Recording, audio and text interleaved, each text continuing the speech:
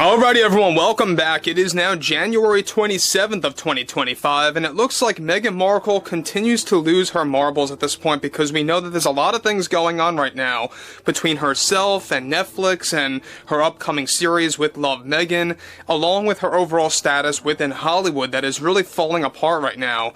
Every single week it's only getting worse for her, and this all has a lot to do, by the way, with the very extensive backlash that she got from those trailers, or that trailer, I should say, in specific to the With Love Meghan series by Netflix, along with, of course, everything happening both in the public eye and internally speaking within Netflix.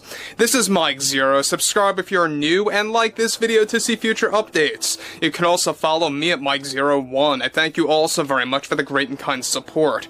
So, Meghan Markle, we know that she is by far one of the most unlikable personalities within Hollywood. In fact, she really is considered a very low-class actress, if you even want to call her an actress. You know, she had her time on Suits, yes, that's for sure, but everything after that, she really hasn't been relevant at all. And even in Suits, when you look at the expansion of all the episodes and her screen time out of all those episodes, it really wasn't all that much when you think about it.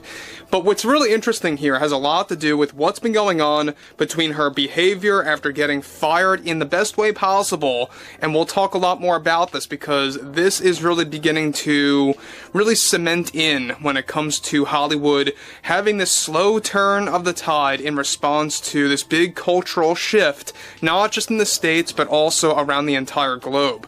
So let's get into this, shall we? Now, what's interesting here has a lot to do with the firing situation of Meghan Markle and exactly how she behaved toward that. Now, with Meghan Markle still dealing with the ongoing Netflix backlash, both internally and in the public eye, one major development going on now involves more to do with her recent firing and her behavior after what just took place in light of her Netflix show Backlash. It turns out that just recently Paramount decided to fire Meghan Markle from an upcoming romantic comedy film that was going to star Meghan Markle as a supporting character in the film. Not to be confused with a cameo, this was described to be a supporting role.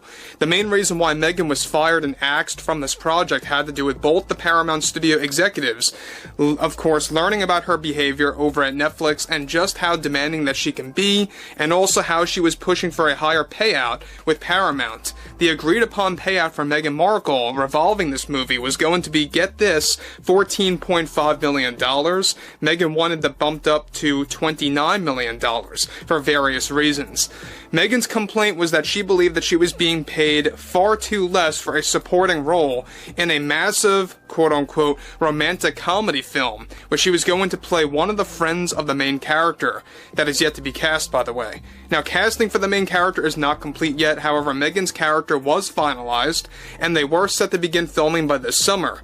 Meghan is already attacking, of course, you know, all of the studio executives over there. I mean, what's really shocking about that? This is typical Meghan Markle behavior, both verbally by making legal warnings against its CEO and its many studio executives there and lashing out with the same argument that she gave to both HBO and Warner Brothers when they booted her from the other roles. This is yet another studio to fire Meghan Markle as they are all dropping like dominoes in support of Meghan that are now turning their back against her. In addition to all of this, Meghan Markle also blamed sexism and misogyny toward the Paramount studio executives and its CEO for demanding an immediate recast with a younger actress that holds more talent than Meghan's to take her place in order to reset the project that may now be delayed, by the way.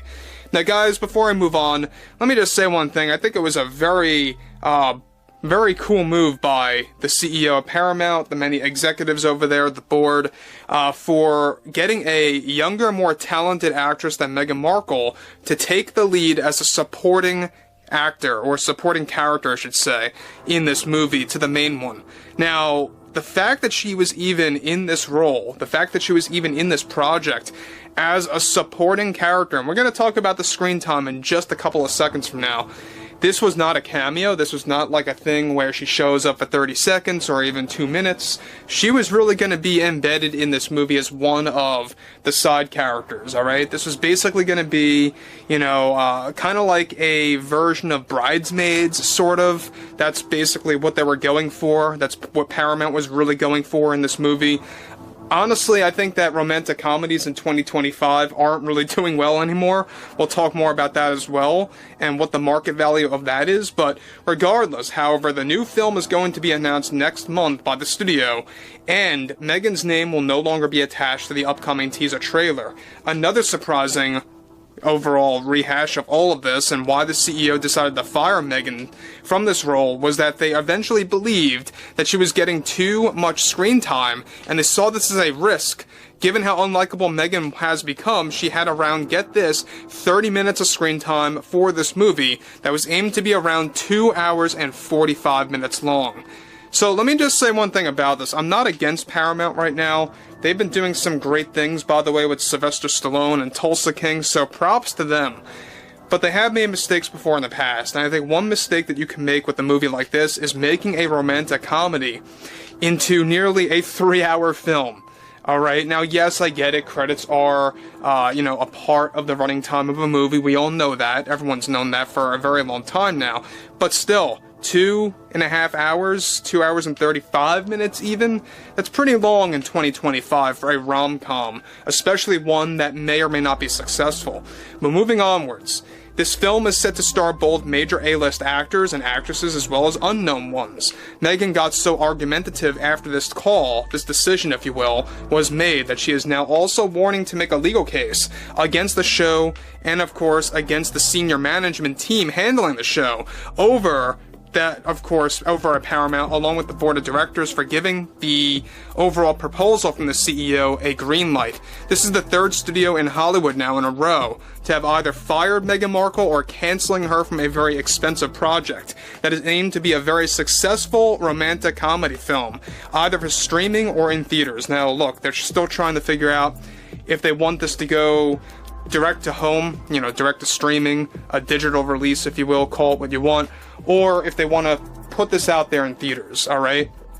So that's one major decision that Paramount's still trying to figure out right now, but in isolation, alright, focusing on the whole Meghan Markle scenario and what's been going on over at Netflix, this really is like her one curse happening right now. Her Netflix contract deal, which very well may not be renewed, we all know that she is set to actually abandon ship by this September away from Netflix because the executives, alright, the many board of directors there are now slowly but surely beginning to really realize how toxic she truly is and how much of a damaging effect that she can have on a product.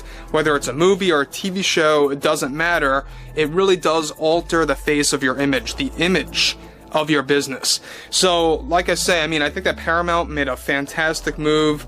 Props to them. Props to Warner Brothers. We talked about this as well as everything else going on with Warner Brothers, alright? I think that Warner Brothers really did a fantastic job with that. That was very smooth as well by getting her rid out of those projects. But again, Meghan Markle really is trying to stay relevant in Hollywood as much as possible, and she will do anything that she can. I would like to hear what everyone has to say about this below in the comments, and if you guys did enjoy the content for today, make sure to drop a thumbs up on this video to support the channel, and I will catch you guys later.